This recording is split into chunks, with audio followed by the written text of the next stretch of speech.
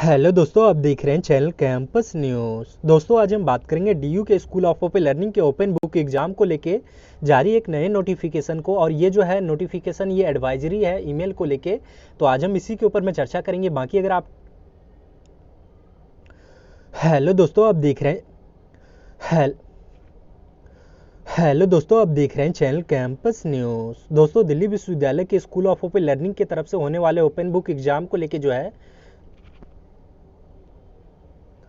Hello दोस्तों, आप देख रहे हैं हेलो दोस्तों, आप देख रहे हैं चैनल कैंपस न्यूज़। दोस्तों, दिल्ली विश्वविद्यालय के स्कूल ऑफ ओपन लर्निंग के ओपन बुक एग्जाम को लेके जो है कुछ इंपॉर्टेंट एडवाइजरी रिलीज़ किया गया है और साथ में गाइडलाइंस। तो आज हम इसी के ऊपर में चर्चा करेंगे। बाकी अगर आप चैनल पे नए हो तो चैनल को सब्सक्राइब कर लीजिएगा, साथ में बेल आइकन को प्रेस करके ऑल का बटन दबा लीजिएगा, ताकि DU SOL से रिलेटेड सारा अपडेट हमारे चैनल पर आपको मिलता रहे।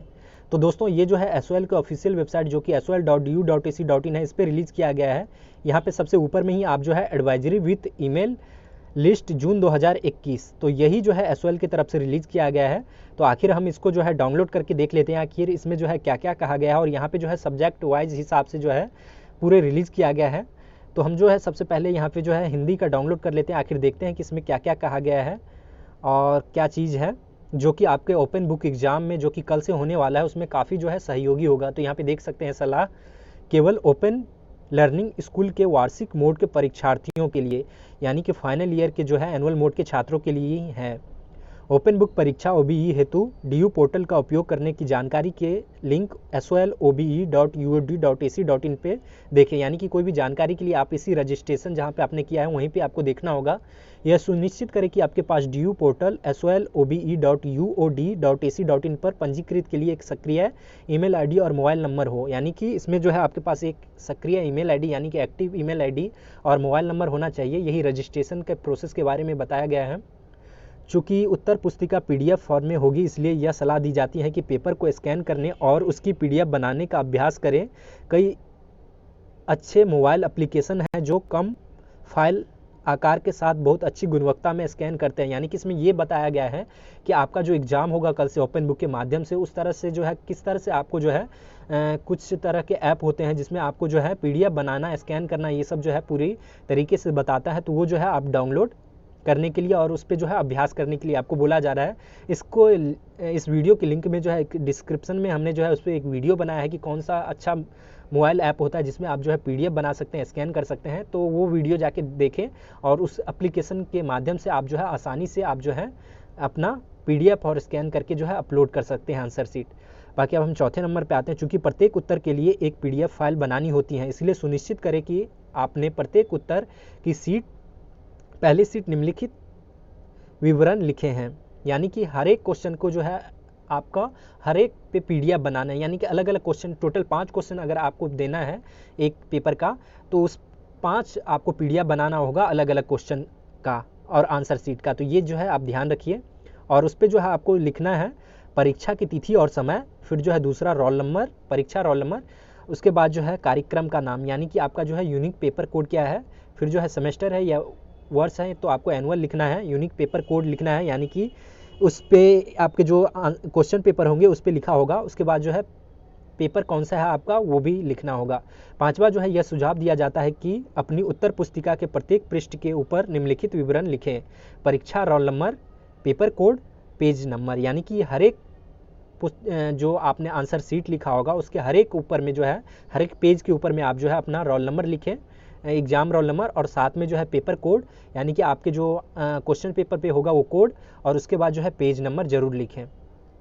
छठा जो है, कृपया उपरोक्त को छोड़कर कोई भी व्यक्तिगत जानकारी ना लिखें। यानी कि इसमें जो है कोई भी व्यक्तिगत जानकारी लिखने के लिए आपको जो है मना किया जा रहा है, जिसमें आपका नाम, मोबाइल नंबर, ये सब जो है आप ध्यान रखें, इस पर ना लिखें।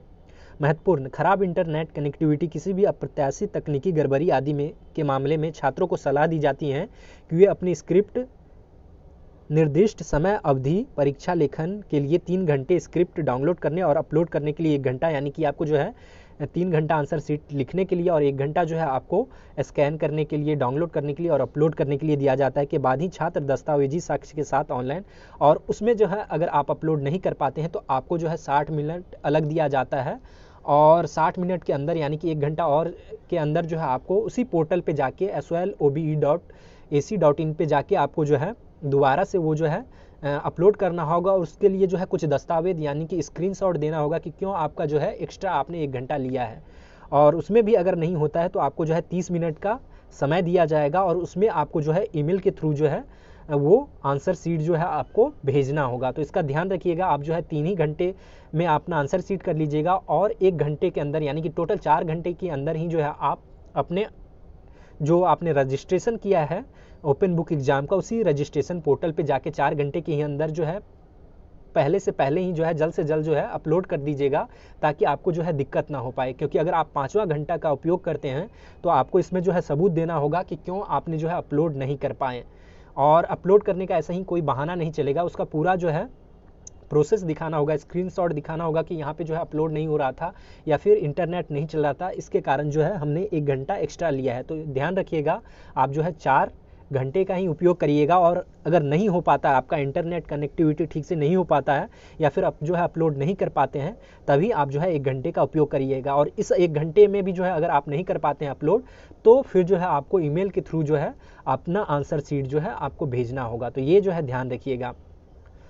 ऐसे सभी मामले ईमेल जमा करने और 3+1 घंटे के बाद देरी से जमा करने की समीक्षा समिति द्वारा जांच की जाएगी और इन उत्तर पुस्तिकाओं का मूल्यांकन समीक्षा के निर्णय के आधार पर किया जाएगा।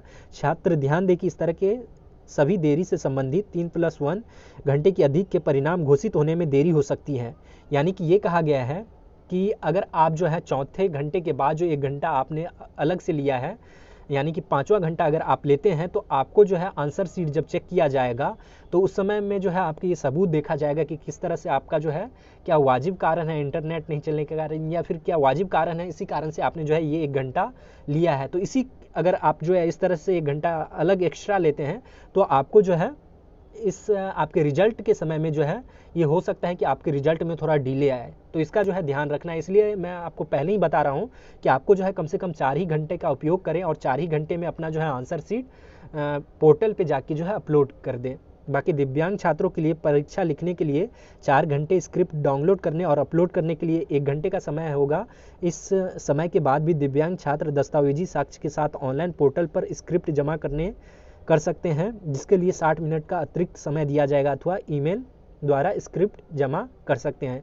तो ये जो है PWD और दिव्यांग छात्रों के लिए है, तो इसका ध्यान रखिएगा। उन्हें जो है टोटल 4 घंटे प्लस में 1 घंटा उन्हें जो है यानी कि 5 घंटे उन्हें दिया जा रहा है। और उसके बाद जो है वो अपलोड नहीं कर पाते तो उनके लिए 1 घंटा और यानी कि 6वां घंटा जो उन्हें मिलेगा, उसके लिए जो है एक्स्ट्रा 1 घंटा मिलेगा। तो ध्यान रखिएगा। बाकी 8वां जो है परीक्षा का समय जो है 9 से 12 है, फिर 12 से 1 है, 1 से 2 है। जमा करने की ये जो है अतिरिक्त समय है, यानी कि यहाँ पे देख सकते हैं परीक्षा का समय सुबह होगा 9 से 12 तक। उसके बाद जो है स्कैन और जमा करने का जो समय होगा वो 12 से 1 यानी कि 1 घंटा। जमा करने का अतिरिक्त समय यानी कि आप जो है 1 घंटा एक्स्ट्रा लेते हो तो 1 से 2 के बीच में जो है आपको अपलोड करना होगा। और ये जो है DU के पोर्टल यानी कि SOL के जो पोर्टल है उसी पे जाके आपको करना होगा। यदि पोर्टल के माध्यम से जमा करना संभव नहीं है तो ईमेल सुविधा से भेजने का समय 2 से 2:30 बजे के बीच ही होगा। परीक्षा के दिन के लिए उस विशेष विषय के केवल निर्देश ईमेल ID पर ही भेजें। यानी कि इसमें ये कहा गया है कि जिस भी आपका क्वेश्चन का जो है आंसर और जिस भी सब्जेक्ट का आप जो है आंसर अपलोड नहीं कर पाते हैं इन 4 घंटे में, तो आपको जो है 1 घंटा जो आपने एक्स्ट्रा लिया है 30 मिनट का जो समय मिलेगा, तो उस ईमेल पे जो है आपको उसी सब्जेक्ट का जो है अपना आंसर शीट भेजना होगा। या ऐसा नहीं करिएगा कि आप अगर आपने कल हिंदी का अगर पहला पेपर देते हैं तो दूसरा अगर आप जो है मान लेते हैं इंग्लिश का देते हैं और उसमें भी जो है पोर्टल पे अपलोड नहीं हो रहा है, तो आप जो है अगर 30 मिनट का एक्स्ट्रा समय लेते हो तो आप जो है दूसरे वाले ईमेल ID पे ही भेज देते हो, यानी कि जो है उससे पहले जो आपने भेजा है उसी भी भेज देते हो। तो इसको जो है आपको नहीं ध्यान रखना है। आपको जो है जिस सब्जेक्ट का आप भेज रहे हैं तो उसी का ईमेल ID पे भेजें। यदि आपके निर्धारित समय से पहले अपनी परीक्षा पूरी कर ली है तो आप उन्हें पहले भी अपलोड कर सकते हैं। अपलोड करने की अंतिम मिनट तक प्रतीक्षा ना करें। यानी कि आप जो है अगर 4 घंटा दिया हुआ है तो आप जो है पहले भी उससे पहले भी जो है अपलोड कर सकते हो। ऐसा नहीं है कि आपको लास्ट 4 घंटे में ही करना है। परीक्षा का समय 3 से 6 यानी कि ये जो है इवनिंग शिफ्ट के लिए है, 3 से 6 होगा। फिर जो है आपको जो है परीक्षा लिखने का समय होगा, उसके बाद जो है स्कैन करने और जमा करने का समय होगा 6 से 7 के बीच में। फिर जो है 1 घंटा जो आपको अतिरिक्त समय मिलेगा वो 7 से 8 के बीच में, और उसके बाद जो 30 मिनट का समय मिलेगा वो 8 से साढ़े 8 बजे के बीच में आपको जो है मिलेगा। तो इसका ध्यान रखिएगा। 9वां जो है, कृपया अपनी उत्तर पुस्तिका PDF केवल DU के पोर्टल पर जमा करें। यदि आप समय सीमा के भीतर अपलोड करने में विफल रहते हैं तो केवल उस स्थिति में PDF को विशिष्ट ईमेल ID पर भेजें। यदि आपने DU के पोर्टल पर पहले भी PDF जमा कर दिया है तो कृपया ईमेल ना भेजें। तो इसका ध्यान रखना है, अगर आपने जो है अपना रजिस्ट्रेशन यानी कि ओपन बुक एग्जाम का जो रजिस्ट्रेशन किया है वहाँ पे आपने जो है अपलोड कर दिया है अपना आंसर सीट, तो आपको दोबारा जो है किसी भी ईमेल ID पे अपना जो है आंसर नहीं भेजना है। अगर आप फिर भी भेजते हो तो इसमें जो है ये होता है कि आप जब आंसर सीट आपका जो चेक होता है तो ऐसे में हो सकता है कि आपका दोनों सीट जो है रिजेक्ट कर दिया जाए, यानी कि गलत कर दिया जाए, और आपका जो है आपको फेल कर दिया भी जा सकता है। तो इसकी जिम्मेदारी जो है आपको होगा, आप एक ही जगह जो है अपलोड करें, दो जगह नहीं करें, इसका ध्यान रखना है आपको। बाकी 10वां जो है, ईमेल ID पर भेजी गई उत्तर पुस्तिका का मूल्यांकन केवल यह जांचने के बाद किया जाएगा कि उत्तर पुस्तिका DU पर के पोर्टल पर अपलोड नहीं की गई है, क्योंकि यह केवल एक संकट प्रबंधन समाधान है। इसे व्यक्तिगत करने और जांचने में समय लगता है, इसलिए परिणाम में देरी भी हो सकती है। यानी कि इसमें ये कहा गया है कि आपको सिर्फ एक ही जगह जो है भेजना है, या तो आपको पोर्टल पे अपलोड करना है, अगर पोर्टल पे अपलोड नहीं करना है तो होता है तो ऐसे में जो है आपको ईमेल के थ्रू भेजना होगा, लेकिन कहीं भी आप जब भेजेंगे तो आपको एक ही जगह भेजना होगा। तो इसका ध्यान रखिएगा। क्योंकि और इसका जो रिजल्ट जब डिक्लेयर किया जाएगा, यानी कि आंसर सीट इसका जब चेक किया जाएगा और उसके रिजल्ट में जो है डिले हो सकता है, क्योंकि आपने जो है एक्स्ट्रा समय लिया है, तो इसका ध्यान रखिएगा। विश्वविद्यालय अनुसूचनाओं के माध्यम से वार्षिक परीक्षा 2021 के संबंध में समय समय पर जारी शेष दिशा निर्देश का भी पालन किया जाए। तो ये जो है पूरा गाइडलाइंस था। तो उम्मीद है कि आपको जो है पूरा पता चल गया है। बाकी और भी सब्जेक्ट का यहाँ पे है, तो कोई भी आप जो है यहाँ से डाउनलोड करके जो है पढ़ सकते हैं खुद भी, और ये जो है सभी सब्जेक्ट का है यहाँ पे, तो इसी हिसाब से जो है आप यहाँ पे पढ़ सकते हैं। यहाँ पे देख सकते हैं, कृपया अपनी उत्तर पुस्तिका केवल DU के पोर्टल पर जमा करें। यदि आप, यानी कि वही इसमें जो है मोटा मोटी यही कहा गया है। और यहाँ पे जो है आप देख सकते हैं ईमेल ID भी दिया हुआ है। अगर आप जो है अपलोड नहीं कर पाते हैं तो इसी पे जाके आपको जो है अपलोड करना होगा। तो इसका जो है ध्यान रखिएगा। कृपया ईमेल के विषय में अपना रोल नंबर, पेपर कोड और सभी उत्तर PDF केवल एक ही ईमेल संलग्न करें।